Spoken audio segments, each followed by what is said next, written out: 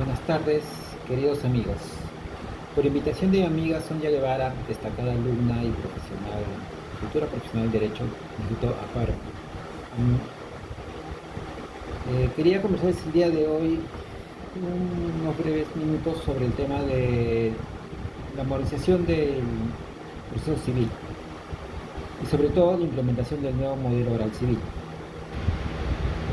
Los días son complicados, hoy he dejado la corbata, el terno y estamos aprovechando estos minutos para tener este tipo de interacción, ¿no? A través de la cibernética, el trabajo telemático, etcétera, tratando de aprovechar nuestro tiempo, esperando que estos momentos complicados pues, se superen pronto para todo el país, ¿no? Y en especial para los más necesitados que son los que están soportando sobre todo esta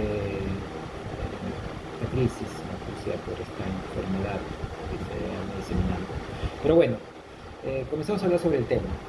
Desde hace algún tiempo el tema de la justicia siempre ha sido un reclamo generalizado.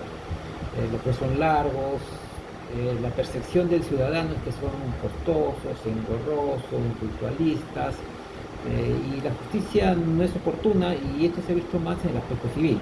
Si bien ha habido modificaciones en el aspecto penal con el nuevo Código Procesal Penal, que llevó a cabo toda una reforma implementando un sistema adversarial basado en la oralidad, luego en el proceso laboral a través de la implementación de la nueva Ley Procesal del Trabajo, el cual también se basó en un sistema basado en la oralidad. Asimismo, en el derecho de familia, con el desarrollo de los programas presupuestales por resultados que implican una parte adicional para mejorar el sistema de administración de justicia, lo que es familia, la rama de lo civil ha sido un poco postergada. Y fue postergada porque en el año 93, cuando se implementó el Código Procesal Civil, se entendió que con eso se iban a solucionar los problemas que se venían dando. Sin embargo, cuarto de siglo después, el resultado no ha sido tan óptimo. No ha sido óptimo porque aquel que ha litigado alguna vez, ¿no? Y ha paseado por los juzgados, ha sufrido pues todo digamos, exceso de formalismo, esta falta de atención, esta justicia inoportuna que se traduce en que es ineficiente. Y eso produce pues un desasosiego de la sociedad, ¿no? En la cual se siente no validada y finalmente pues desacredita el sistema de administración de justicia. Por ello es que de distintos ámbitos se trataron de hacer reformas. Una de ellas fue la implementación, operación de una comisión, equipo de trabajo para la reforma del Código Procesal Civil a cargo del Ministerio de Justicia, el cual proponía ciertas modificaciones al Código Procesal Civil. Sin embargo, al interior del Poder Judicial también se hizo una reforma. Y es que el mismo Poder Judicial no podía esperar a que salga un nuevo código o una nueva normativa para modernizar el proceso civil, sino que había que tomar, como dice, al toro por las astas. Es así que en el año 2017 la presidencia del Poder Judicial de ese entonces conformó un equipo de trabajo para la reforma del Código Procesal Civil, el cual estuvo conformado por magistrados de todas las instancias y de distintos distritos jurisdiccionales. Y tuvo como fin tratar de sistematizar, reunir y elegir las reformas procesales en el ámbito civil que implementaran en principio bajo costo, que no sean cambios legislativos tan dramáticos o que no impliquen cambio normativa y que se puedan implementar vía resoluciones administrativas. Fruto de este trabajo fue que esta comisión pues, tomó contacto con el Centro de Estudio de las Américas, el CEJA, y ellos elaboraron un diagnóstico en el cual un presupuesto para modernizar el proceso civil era hacer un proceso basado en audiencias con oralidad y la reorganización del despacho judicial. Es ahí que se forma la comisión para la reforma del proceso civil. Posteriormente, en la actual presidencia del Poder Judicial, se comenzó a implementar este modelo piloto. Y esta reforma es distinta a otras reformas porque tiene supuestos distintos o presupuestos distintos. En principio no es obligatorio. No es una reforma que se impone a los órganos jurisdiccionales, sino que es voluntaria. Es decir, los órganos jurisdiccionales se van acoplando de manera paulatina y de acuerdo a sus posibilidades a esta reforma. Pero para acoplarse a esta reforma, pues tienen que cumplir ciertas condiciones administrativas y ciertas condiciones de organización sobre todo. En segundo lugar, esta reforma no implica un cambio legislativo dramático, es decir, no se espera que se cambie el código, sino que lo que se trata es darle su verdadera naturaleza que tenía el proceso civil, que era un proceso por audiencias basado en la realidad, la cual por distintos motivos se fue perdiendo en el camino. Tercero, es una reforma a bajo costo, es decir, no se ha esperado un gran presupuesto de parte del Ejecutivo para iniciar esta reforma, sino que se está haciendo con los mismos recursos del Poder Judicial. Cada corte, cuando se acopla a esta reforma, pues lo que trata es de organizar su despacho de acuerdo a sus recursos. Por lo tanto, es una reforma que va de abajo hacia arriba, es una reforma de bajo costo, es una reforma que no implica cambios dramáticos legislativos, sino que es una reingeniería del sistema de despacho civil. Ahora, ¿por qué la necesidad de esto? Porque la realidad es que el proceso civil es muy largo, muy extenso y no se cumplen todos los plazos. Y como se dice, justicia que tarda no es justicia. Ahora, ¿en qué consiste esto de un proceso por audiencia basado en la realidad? Hay que recalcar que el Código Procesal Civil de 1993 sí tenía una estructura de un proceso por audiencias basado en la realidad, de tal manera que había una primera audiencia, que era la audiencia de conciliación, una segunda audiencia, que es la de sanamiento, fijación de puntos controvertidos y admisión de medios probatorios, y una tercera audiencia, que es para la actuación de la prueba. No obstante, este modelo basado en la realidad no se entendió, y no se entendió por varios motivos. Uno, cuando se implementó el Código Procesal Civil, como la carga, ¿no?, del juzgado en este nuevo modelo eran las audiencias, pues el legislador pidió como mínimo 100 jueces para el Distrito Judicial de Lima. Sin embargo, la reforma se inició solo con 30. Y de esos 30, 15 se encargaron del despacho del antiguo Código de Procedimientos Civiles y 15 fueron para este nuevo código. Con lo que 15 juzgados prontamente se vieron abarrotados de expedientes. Por otro lado, no hubo una reorganización del juzgado, es decir, mantenían la estructura de un proceso basado en la escritorialidad, es decir, un juez con sus 4 secretarios, los cuales hacían todo el despacho, no tipo juzgado penal antiguo. Y 3, no hubo recursos complementarios a esta reforma. Entonces fue una reforma muy precipitada, con falta de estrategia, y el fruto o el objetivo que era implementar este nuevo código pues no llegó a su finalidad, y entonces muy prontamente se tergiversó. Luego hubo una falta de entendimiento para implementar este nuevo modelo, y es que en esa época, en el año 93, cuando se implementa el nuevo Código Procesal Civil, recién se empieza a enseñar en la Facultad de Derecho la teoría general del proceso, aquella teoría que habla del concepto de acción, jurisdicción, proceso, excepción, pretensión, etc. Es decir, se pasaba de la etapa procedimental a la etapa procesal científica. Sin embargo, ¿no?, el nuevo modelo de realidad basado por audiencias ya tenía un acercamiento al común law.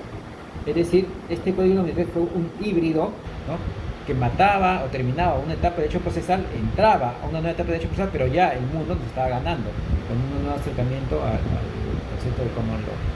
Con lo cual, pues, si bien dio una partida de nacimiento para el derecho procesal, ¿no?, estableció un derecho procesal muy dogmático, muy rígido, muy conceptual, y no daba pie para esta flexibilidad o antiformalismo que necesita este nuevo modelo. En tercer lugar, no hubo capacitación, porque los operadores jurídicos, abogados y jueces no están capacitados en el tema de la oralidad. En esos tiempos, casi nadie había estudiado, por ejemplo, el tema de la argumentación jurídica. Ahora ya todos han, de alguna manera, ¿no?, estudiado ese curso, pero antes no. Y entonces, Para implementar este nuevo modelo se necesitaba como herramienta básica este tema de la argumentación. El neoconcialismo, que ahora está en pleno apogeo, pero ese tiempo recién está en ciernes. O sea, estamos pasando de un positivismo formalista, ¿no?, en la cual el juez se dedicaba a aplicar la ley bajo sanción de prevaricato o denuncia por no aplicar la ley, a un mundo en el cual recién el juez podía interpretar, criticar y muchas veces crear derecho sobre la base de esta flexibilización del derecho, esta oposición entre principios y reglas y esta oposición entre que los principios valen sobre las reglas. Entonces el campo no era el adecuado para este nuevo código. Sin embargo, ahora, en el año 2020, ya se ha capacitado a los operadores porque tienen la experiencia o la expertise de la legalidad en lo penal, de la legalidad en lo laboral. Por otro lado, el neoconstitucionalismo o el constitucionalismo de estos tiempos ya ha sido desarrollado en profundidad en todas las facultades de Derecho y en todos los cursos de posgrado, en el cual se da un mayor realce a la actividad del juez y a los operadores del derecho, un derecho más flexible, un derecho más eficiente, etcétera, ¿no?, en el que ahora sí podemos desarrollar este nuevo proceso oral. Y es que el Código Procesal Civil tomó como base al Código Modelo Iberoamericano Procesal Civil, Instituto Iberoamericano de Derecho Procesal. Y en él sí se especificaba un modelo por audiencias orales. Lo que sucede es que en este modelo que proponía este código se establecían dos audiencias, una audiencia preliminar y una audiencia de pruebas. Pero en el modelo que se hizo en el Código Procesal Civil hubieron tres audiencias. La primera audiencia de conciliación, la segunda audiencia de saneamiento, creación de puntos controvertidos, emisión de medios probatorios, y la tercera audiencia de creación de pruebas. Con lo que la audiencia preliminar se dividió en dos momentos. Y es que la audiencia preliminar no es un paso en el proceso, no es un segmento del proceso, sino que es un momento único, multifuncional y multipropósito. En la audiencia preliminar lo que se quiere es cumplir tres fines. Uno, determinar, ¿no?, como se separar la paja del trigo, o sea, explicar las cuestiones formales y entrar a ver sobre el tema de fondo, es decir, el seguimiento del proceso. Dos, determinar el objeto del proceso o el objeto del litis, es decir, sobre qué están discutiendo las partes en el fondo. Y tres, determinar el objeto de la prueba, es decir, qué es lo que se tiene que probar. Con el antiguo modelo no se entendió. Y entonces, ¿qué hicieron los operadores jurídicos? Dijeron, la conciliación no funciona en el Poder Judicial, por lo tanto, lo eliminamos. La determinación del saneamiento implica la declaración de una relación jurídica procesal válida. Y entonces se limitó al estudio de los presupuestos materiales y presupuestos formales de la acción, lo cual se convirtió en un discurso dogmático conceptual y perdió toda su eficacia práctica. Por lo tanto, cuando iban las partes a esta audiencia, el juez ya tenía hecha su resolución de declaración si es una relación jurídica procesal válida. 3. La determinación del objeto del proceso en ese sentido pues no se daba en un contenido real, es decir, no se sabía sobre qué discutían, sino solo se establecían las posiciones de las partes. Y eso traía como consecuencia el más grave error, y era la determinación del objeto de prueba, en la cual, y ahí sí hubo un error legislador, ¿no?, se puso la palabra puntos controvertidos. Y entonces se entendieron los operadores jurídicos, tanto jueces como abogados, que la fijación de puntos controvertidos era repetir las pretensiones de las partes, y en su caso la pretensión de la reconvención. Y eso no agregaba nada al proceso, no era ningún valor agregado, ni tenía ningún valor técnico, con lo cual cuando eran litigantes a esta famosa audiencia ya encontraron un acta prehecha. Y al final se les decía, ¿tiene usted algo más que agregar? Y la respuesta era que no había nada que agregar. Bueno, no es lo que se quiere. En este nuevo modelo, esta audiencia preliminar es el pívot del sistema, es el centro neurálgico. Es decir, en esta audiencia preliminar, sobre la base del debate entre las partes, dirigido por el juez, ¿qué es lo que se quiere?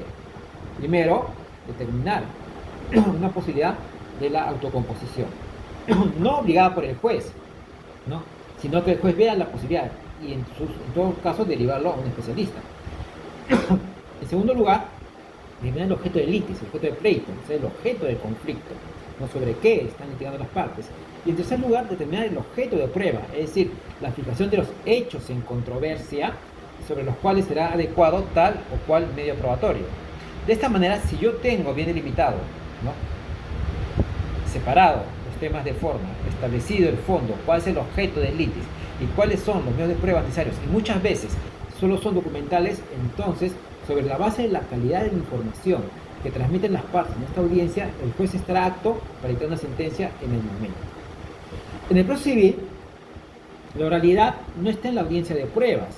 ¿Por qué? Porque las testimoniales son muchas veces excepcionales al proceso civil.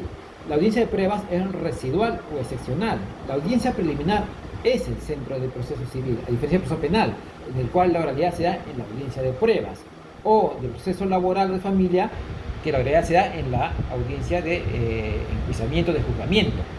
Entonces, es en este primer momento donde el abogado tendrá que manejar muchas herramientas.